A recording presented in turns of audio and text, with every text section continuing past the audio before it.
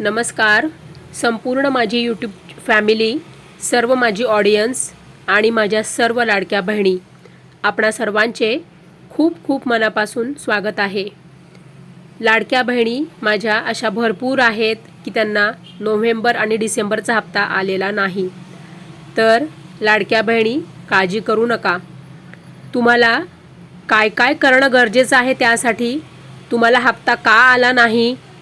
तुमची बघा, तुम्ही म्हणाल की आमची ई-KYC झालेली नाही किंवा आमची ई-KYC चुकलेली आहे.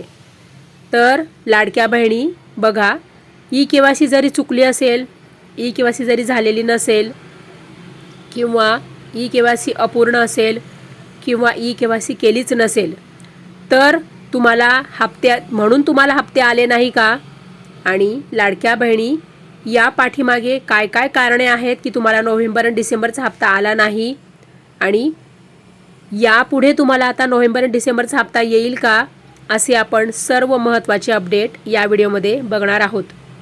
लाडक्या बहिणी बघा, नोव्हेंबर आणि डिसेंबरचा हप्ता आला नाही, तर या पाठीमागे आता बघा, तुमचं समजा कोणत्या बँकेत अकाउंट आहे. तुमचं जर इंडियन पेमेंट पोस्ट बँक आहे, म्हणजे जी पोस्ट खाते असतं, तुमचं जर पोस्टात अकाउंट आहे आणि जर तुम्हाला पैसे आले नाही, तर लाडक्या बहिणी काय करणं गरजेचं आहे. बघा, सगळ्या लाडक्या बहिणींना मला सांगायचं आहे की तुमचं पोस्टामध्ये खातं असू दे किंवा कोणत्याही बँकेत तुमचं अकाउंट म्हणजे खातं असू दे, तर त्यासाठी प्रत्येक लाडक्या बहिणीला हे सगळं करणं गरजेचं आहे. तर लाडक्या बहिणी बघा, मी तुम्हाला उदाहरणार्थ सांगत आहे. आता इंडियन पेमेंट पोस्ट बँक जर तुमची तिथे म्हणजे पोस्टात जर तुमचं खातं असेल, तर माझ्या सगळ्या लाडक्या बहिणींनी तुम्ही तिथे जाऊन बघा. पोस्टामध्ये तुम्ही स्वतः जाऊन बघा, आणि तुम्हाला जर लाडकी बहीण योजनेचे पैसे तुमच्या बँकेमध्ये आले पाहिजे असं जर तुम्हाला वाटत असेल, तर तुम्ही एकदा बँकेमध्ये जा, म्हणजे पोस्टामध्ये जा. तिथे जाऊन तुम्ही सर्व तिथे विचारा, आणि तुमचे खाते सुरू असले पाहिजे. तर तिथे जाऊन तुम्ही सगळं विचारणा केल्यावर तुम्हाला सर्व तिथे माहिती सांगतील की तुमचं हे अकाउंट जे आहे पोस्टातलं ते सुरू आहे की नाही. समजा तुम्ही जर सर्व पैसे काढून घेतले असेल आणि तुमचं एकही म्हणजे ट्रान्झॅक्शन होत नसेल, किंवा तुम्ही आता हप्ते नाही आले, तुम्हाला समजा नोव्हेंबरचा हप्ता आला नाही आहे किंवा त्या आधीचा पण हप्ता आला नाही आहे, तर काय होतं मग, काय बहिणी सगळे पैसे काढून घेतात, आणि सगळे पैसे काढून घेतल्यानंतर मग काय होतं, तुम्हाला SMS येत नाही. कसं असतं, बँकेने तुम्हाला SMS कधी करणार, मग ते पोस्ट बँक असू दे किंवा इतर बँका असू दे, तर तुम्हाला जास्तीचा थोडासा बॅलन्स ठेवणं गरजेचं असतं. उदाहरणार्थ तुम्हाला म्हणजे आता तुमच्या जर पोस्टाच्या खात्यामध्ये 1 रुपया पण नाही आहे, तर तुम्हाला तिथे जाऊन 100 रुपये कमीत कमी तुम्ही तिथे डिपॉझिट केले पाहिजे.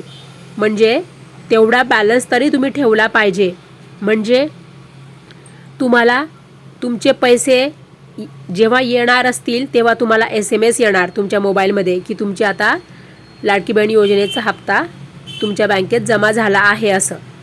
तर ते चार्जेस असतात थोडेफार, ते तेवढे तुम्हाला एक्स्ट्रा म्हणजे जादाचे तुम्हाला पैसे बँकेमध्ये तेवढे तुम्ही डिपॉझिट केले पाहिजे.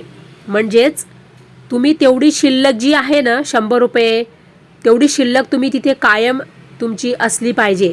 पोस्टामध्ये तुमचं अकाउंट जर असेल तरच तुम्हाला SMS येत राहील, आणि तुमचं खातं जे आहे, अकाउंट आहे, ते बंद होणार नाही, बंद पडणार नाही.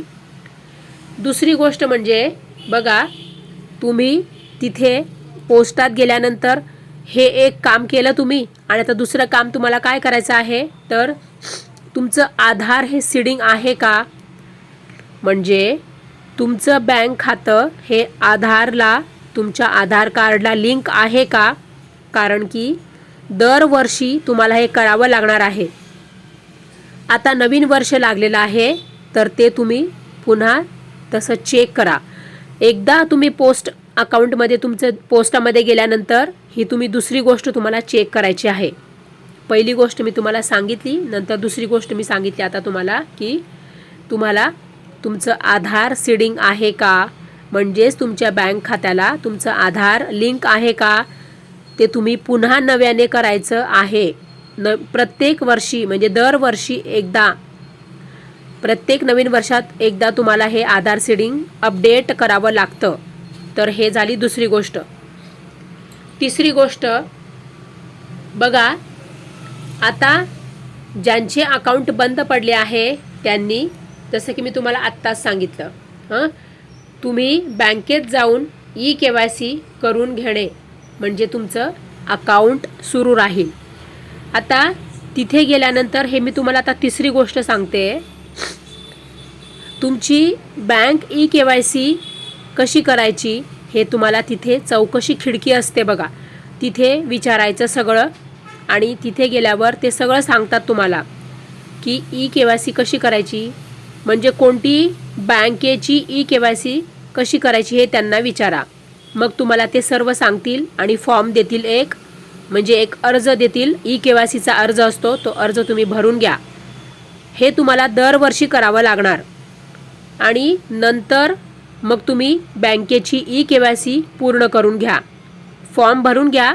आणि पोस्टात जायच्या आधी तुमच्याजवळ तुमचं आधार कार्ड हे असलं पाहिजे, तुमचा फोटो, तुमचं पोस्टाचं जे काय पासबुक असेल ते पासबुक, या सगळ्या गोष्टी तुमच्याजवळ असल्या पाहिजे.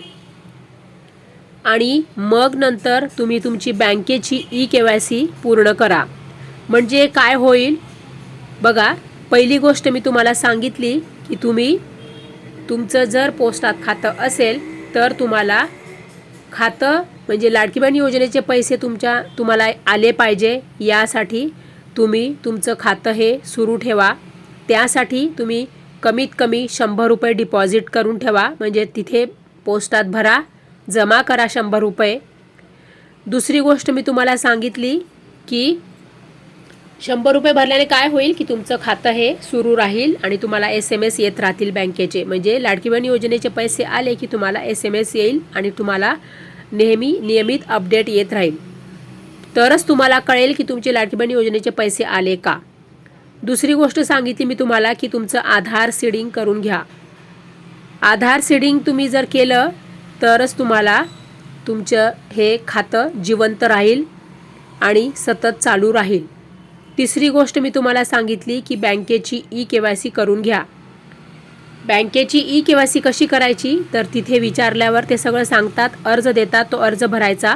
त्याच्यासोबत आपल्याला काय आधार कार्ड, पॅन कार्डचं झेरॉक्स लावावे लागते ते लावायचं आणि तुमची KYC ही पूर्ण करायची. असे मी तुम्हाला 3 गोष्टी या व्हिडिओमध्ये सांगितलेल्या आहे.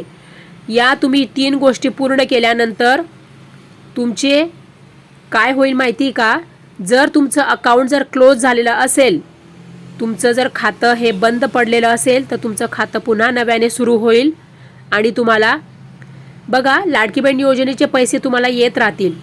आणि यापुढे पण तुम्हाला जरी तुमचे आता राहिले असतील ना तरी येतील, कारण की आता हे जे वितरण आहे हे सुरू राहील. जोपर्यंत सर्व लाडक्या बहिणींना पैसे येत नाही तोपर्यंत हे वितरण सुरू राहणार आहे. त्यामुळे काळजी करू नका. सगळ्या लाडक्या बहिणींना नोव्हेंबर-डिसेंबरचे हप्ते हे येणार आहे, परंतु तुम्हाला हे सर्व करणं हे अतिशय आवश्यक आहे. हे तुम्ही सर्व केलं तरच तुमचं हे बँक खातं पुन्हा सुरू होईल, अपडेट होईल आणि तुम्हाला सर्व SMS येत राहील.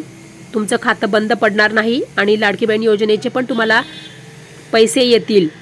कारण की अजिबात काळजी करू नका, अजून वितरण सुरू आहे आणि पुढे वितरण हे सुरूच राहणार आहे.